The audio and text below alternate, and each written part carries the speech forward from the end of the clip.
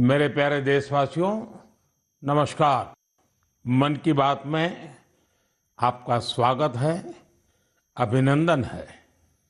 मन की बात देश और देशवासियों की उपलब्धियों को सामने लाने का एक मजबूत प्लेटफॉर्म है।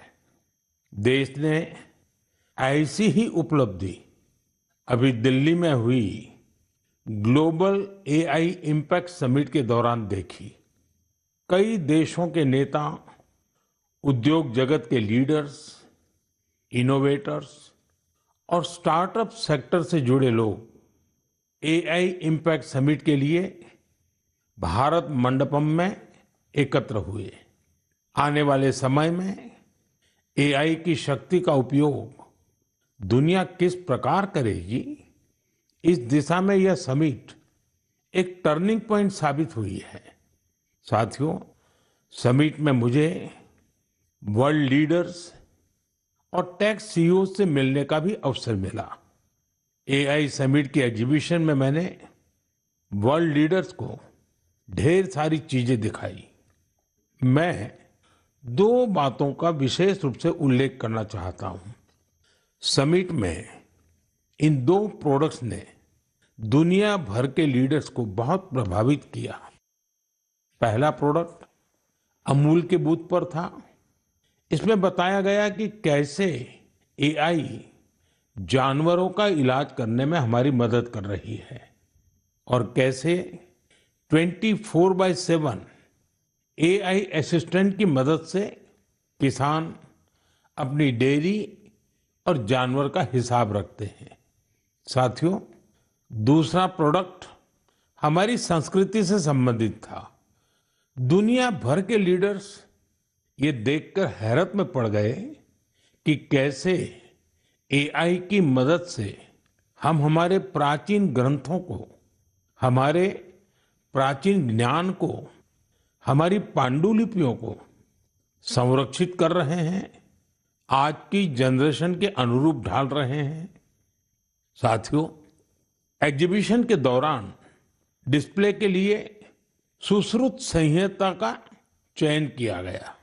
पहले स्टेप में दिखाया गया कि कैसे टेक्नोलॉजी की मदद से हम पांडुलिपियों की इमेज क्वालिटी सुधारकर उन्हें पढ़ने लायक बना रहे हैं।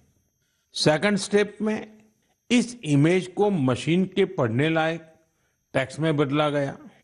अगले स्टेप में मशीन रीडेबल टेक्स्ट को एक एआई अवतार ने पढ़ा और फिर अगले स्टेप में हमने ये भी दिखाया कि कैसे टेक्नोलॉजी से ये अनमोल भारतीय ज्ञान इंडियन लैंग्वेजेस और विदेशी भाषाओं में ट्रांसलेट किया जा सकता है।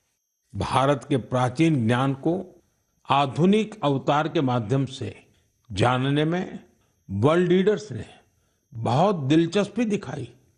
साथियों, इस समिट में दुनिया को एआई के क्षेत्र में भारत की अद्भुत क्षमताएं देखने को मिली है। इस दौरान भारत ने 3 made in India AI model भी लॉन्च किए। ये अपने आप में अब तक की सबसे बड़ी एआई समिट रही है। इस समिट को लेकर युवाओं का जोश और उत्साह देखते ही बन रहा था। मैं सभी देशवासियों को इस समिट की सफलता की बधाई देता हूं। साथियों, मैं अक्सर कहता हूं, जो खेले वो खिले। खेल हमें जोड़ता भी है।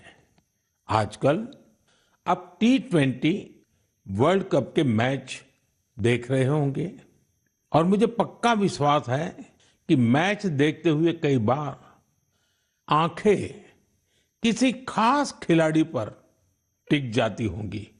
जर्सी किसी और देश की होती है, लेकिन नाम सुनकर लगता है कि अरे, ये तो अपने देश का है।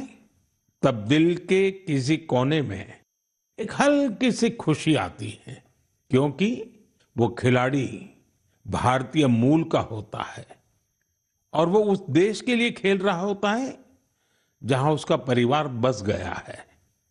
वे अपने अपने देशों की जर्सी पहनकर मैदान में उतरते हैं, पूरे मन से उस देश का प्रतिनिधित्व करते हैं। कनाडा की टीम में सबसे ज्यादा भारतीय मूल के खिलाड़ी हैं। टीम के कप्तान दिलप्रीत बाजवा का जन्म पंजाब के गुरदासपुर में हुआ था।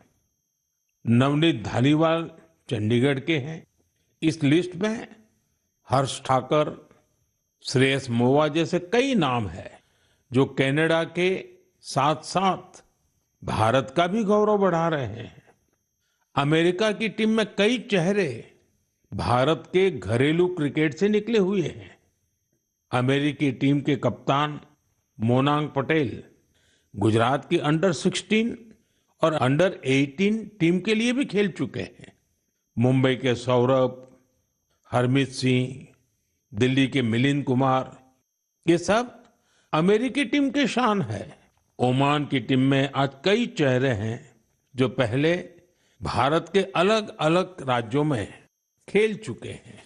जतिंदर सिंह, विनायक शुक्ला, करण, जय, आशीष जैसे खिलाड़ी ओमान क्रिकेट की मजबूत कड़ी है।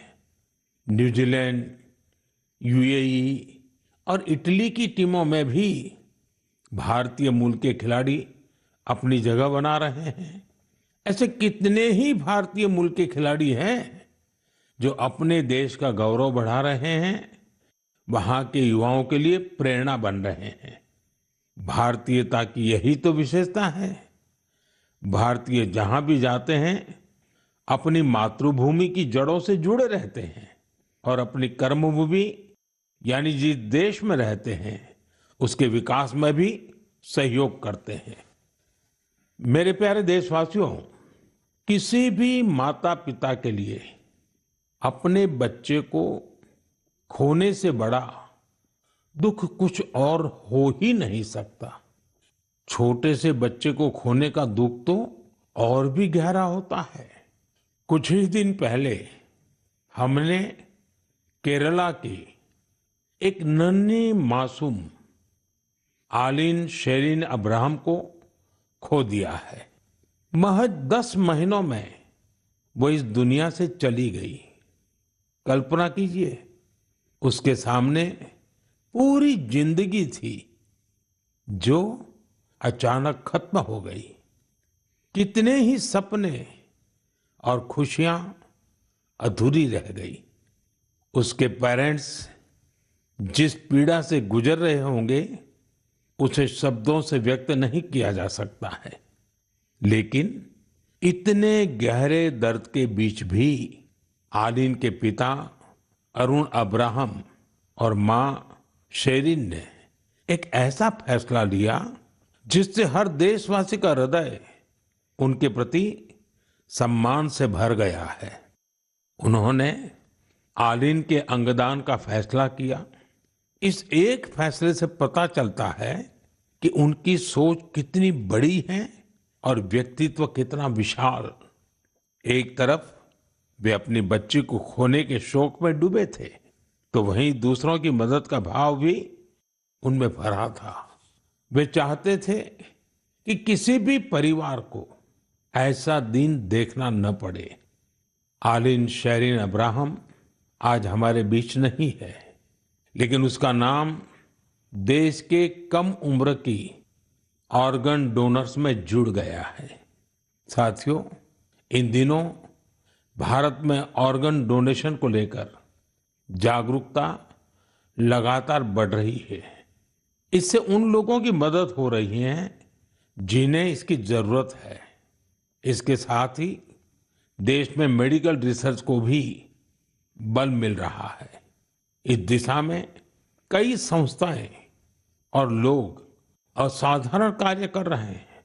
साथियों, केरला की आलिन की तरह ही ऐसे बहुत से लोग हैं जिन्होंने ऑर्गन डोनेशन के जरिए किसी को दूसरा जीवन दिया है। जैसे दिल्ली की लक्ष्मी देवी जी हैं। उन्होंने बीते वर्ष केदारनाथ की यात्रा की। इसके लिए उन्हें 14 किलोमीटर की ट्रैकिंग करनी पड़ी। आपको ये जानकर हैरानी होगी कि उन्होंने यह यात्रा हार्ट ट्रांसप्लांट के बाद की। उनका हार्ट केवल 15% ही काम कर रहा था। ऐसे में उन्हें एक डोनर का हार्ट मिला जिसकी मृत्यु हो गई थी। इसके बाद तो उनका जीवन ही बदल गया। पश्चिम बंगाल के गौरांग बनर्जी 2 बार नाथुला गए हैं। ये समुद्र तल से 14,000 फीट की ऊंचाई पर है और खास बात यह है कि उन्होंने ये उपलब्धि लंग ट्रांसप्लांट के बाद हासिल की। राजस्थान में सीकर के रामदेव सिंह जी को किडनी ट्रांसप्लांट कराना पड़ा था।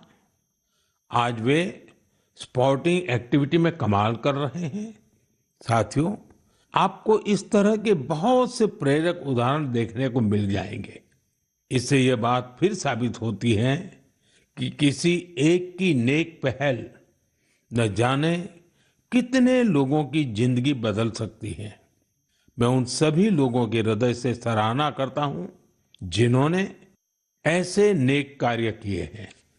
मेरे प्यारे देशवासियों, आजादी के अमृत महोत्सव के दौरान मैंने लाल किले से पंच प्राणों की बात कही थी। उनमें से एक है गुलामी की मानसिकता से मुक्ति। आज देश गुलामी के प्रतीकों को पीछे छोड़कर भारत की संस्कृति से जुड़ी चीजों को महत्व देने लगा है। इस दिशा में हमारे राष्ट्रपति भवन ने भी एक महत्वपूर्ण कदम उठाया है। कल यानी 23 फरवरी को राष्ट्रपति भवन में राजाजी उत्सव मनाया जाएगा।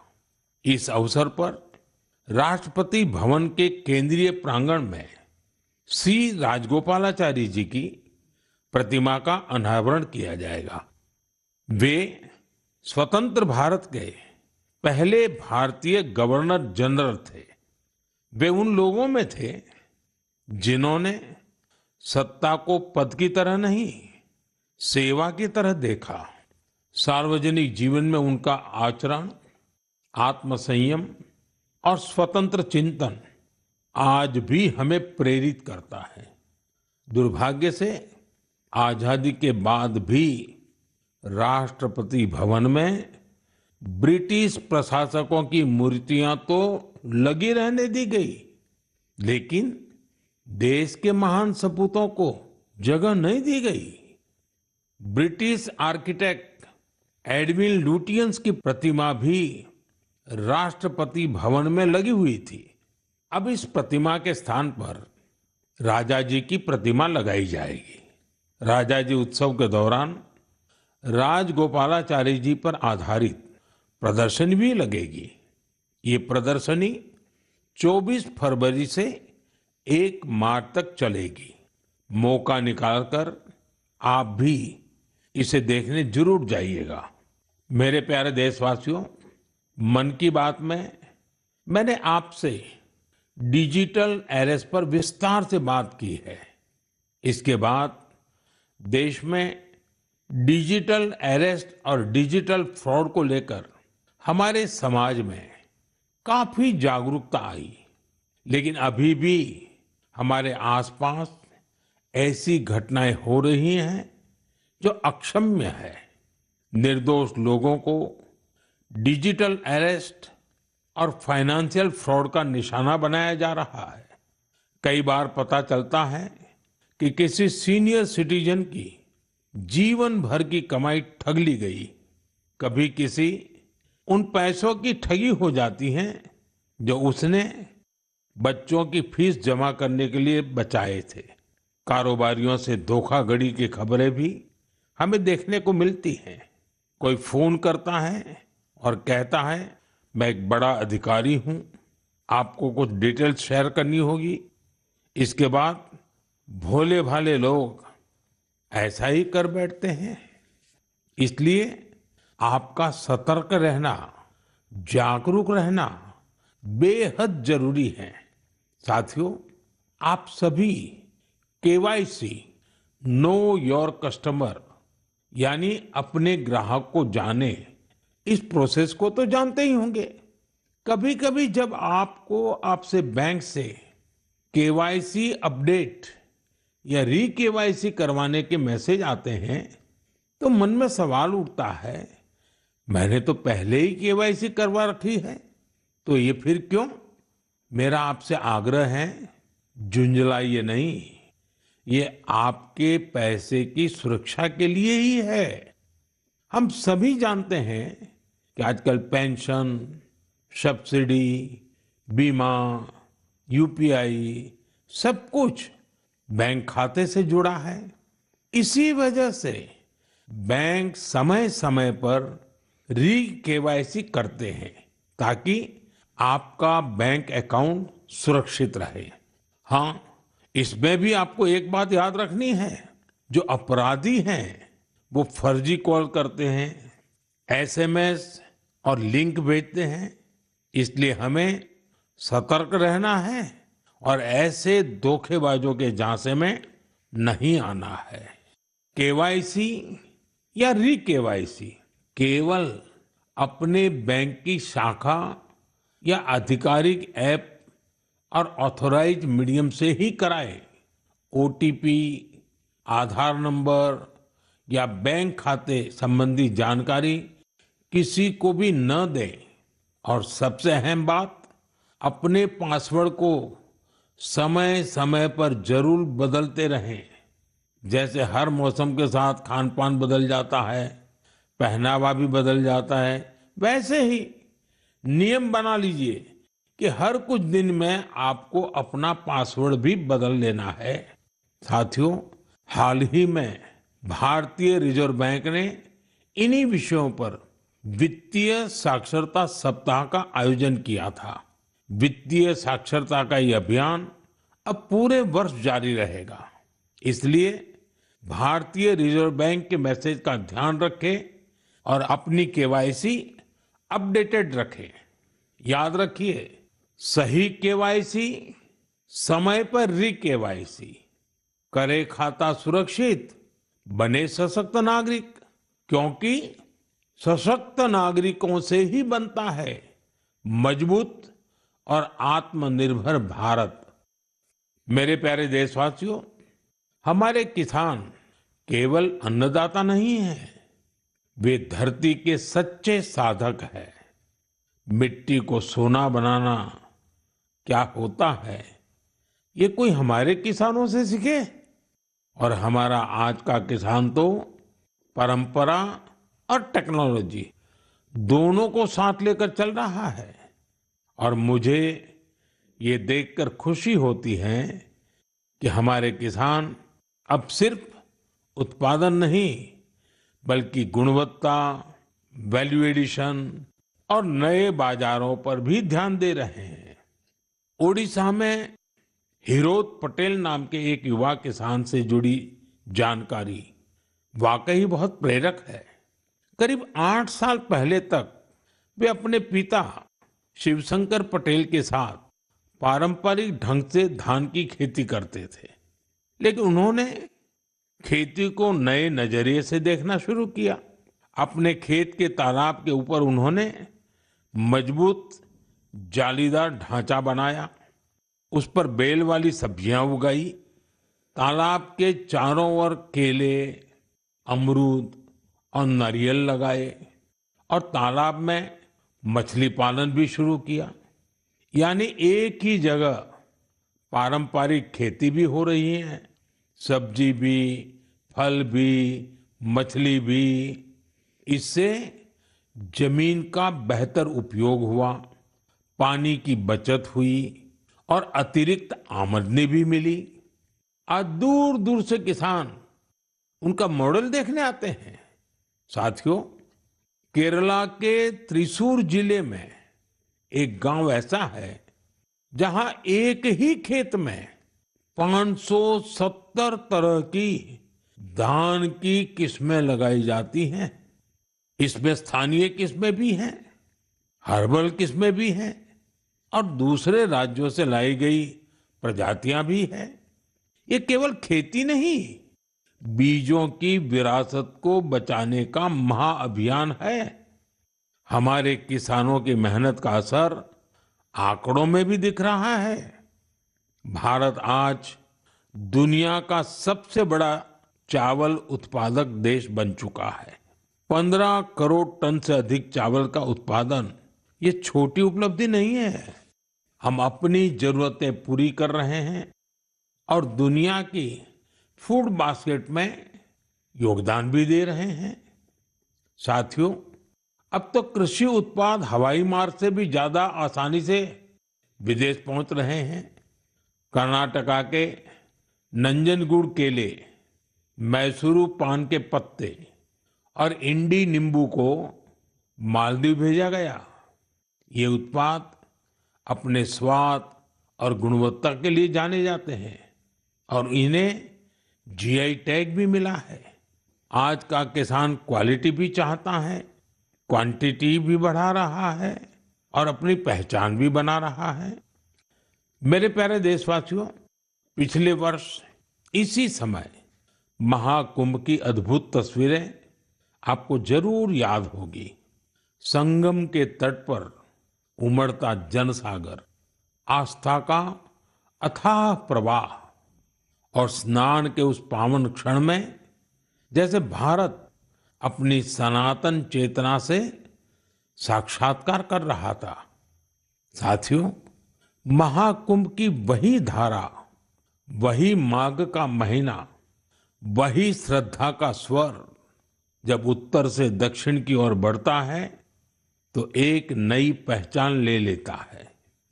साथियों, केरला की धरती पर भारत पूजा नदी के किनारे तिरुनावाया में सदियों पुरानी एक परंपरा रही है, मामंगम।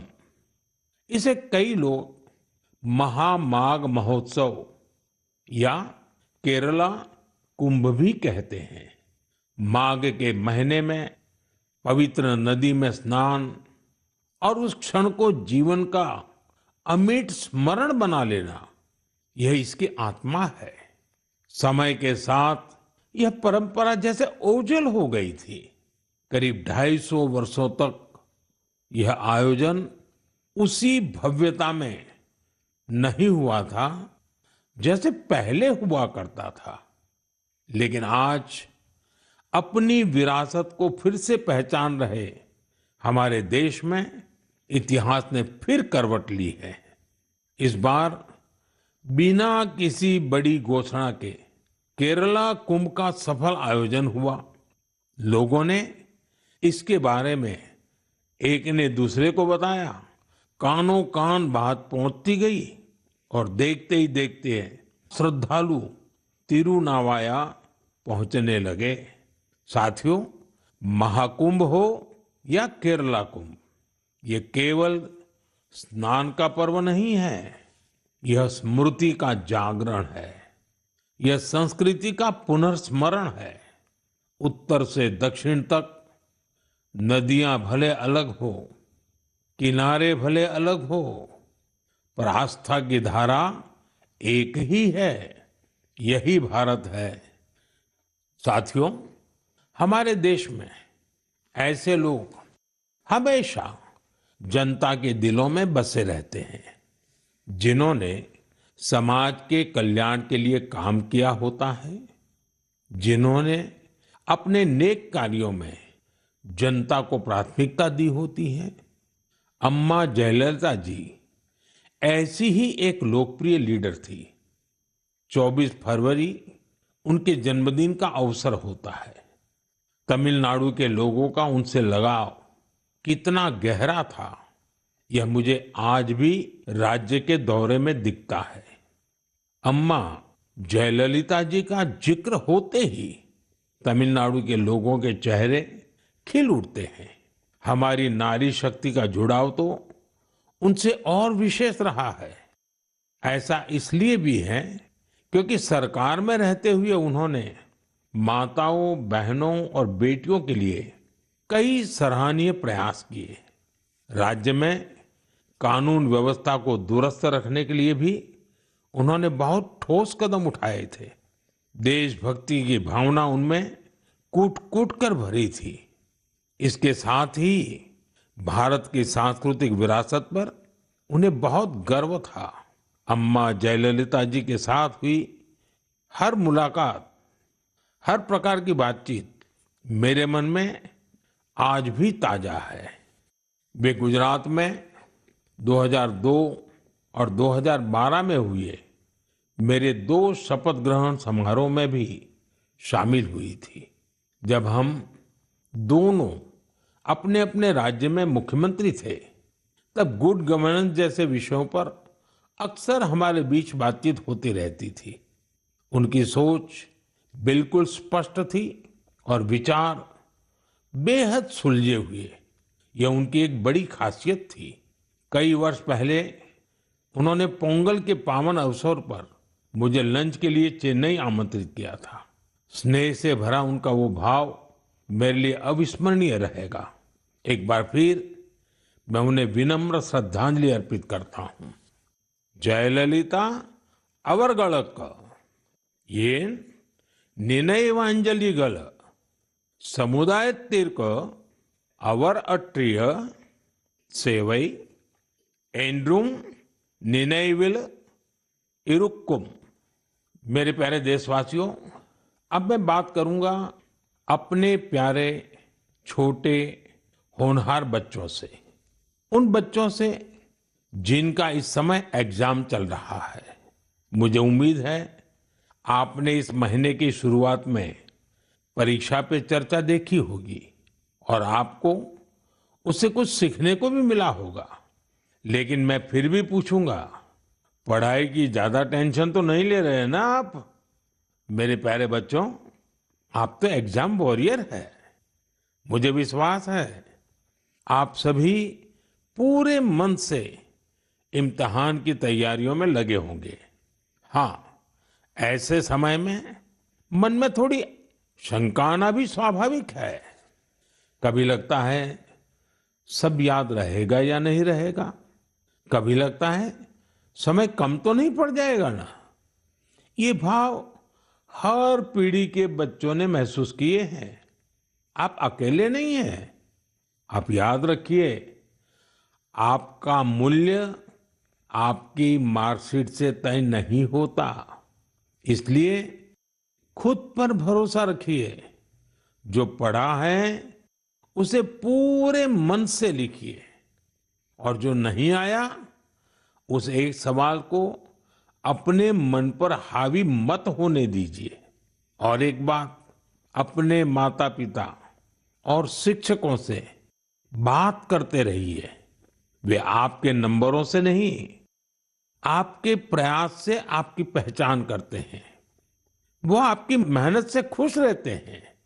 मुझे पूरा भरोसा है कि आप परीक्षा में भी सफल होंगे और अपने जीवन में भी सफलता की नई ऊंचाई प्राप्त करेंगे।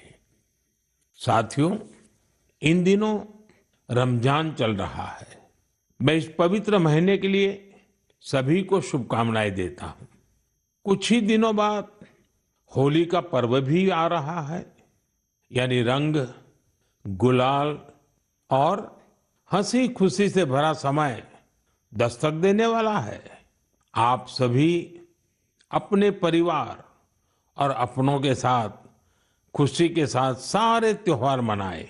और हाँ, कुछ मंत्र हमेशा याद रखें, जैसे वोकल फॉर लोकल। हमारे होली के त्योहारों में या अन्य कोई भी त्योहार में अनेक ऐसे साजो सामान घुस गए हैं जो विदेशी हैं। इन्हें त्योहारों से दूर रखिए, होली से भी दूर रखिए, स्वदेशी अपनाइए। जब आप स्वदेशी खरीदते हैं तो देश को आत्मनिर्भर बनाने के अभियान में भी मदद करते हैं। साथियों, मुझे हर महीने मन की बात के लिए आपके ढेरों सुझाव मिलते हैं। आपके भेजे गए संदेशों से हमें देश के कोने कोने में छिपी अद्भुत प्रतिभाओं के बारे में पता चलता है। निजी स्वार्थ से उठकर समाज के लिए कुछ करने की अनेक प्रेरणादायी गाथाएं आपके माध्यम से देश भर के लोगों तक पहुंची हैं। आप ऐसे ही अपने प्रयास जारी रखें। मुझे आपके संदेशों का इंतजार रहेगा। मैं एक बार फिर आपको और आपके परिवार को आने वाले त्योहारों की अनेक अनेक शुभकामनाएं देता हूं। बहुत बहुत धन्यवाद। नमस्कार।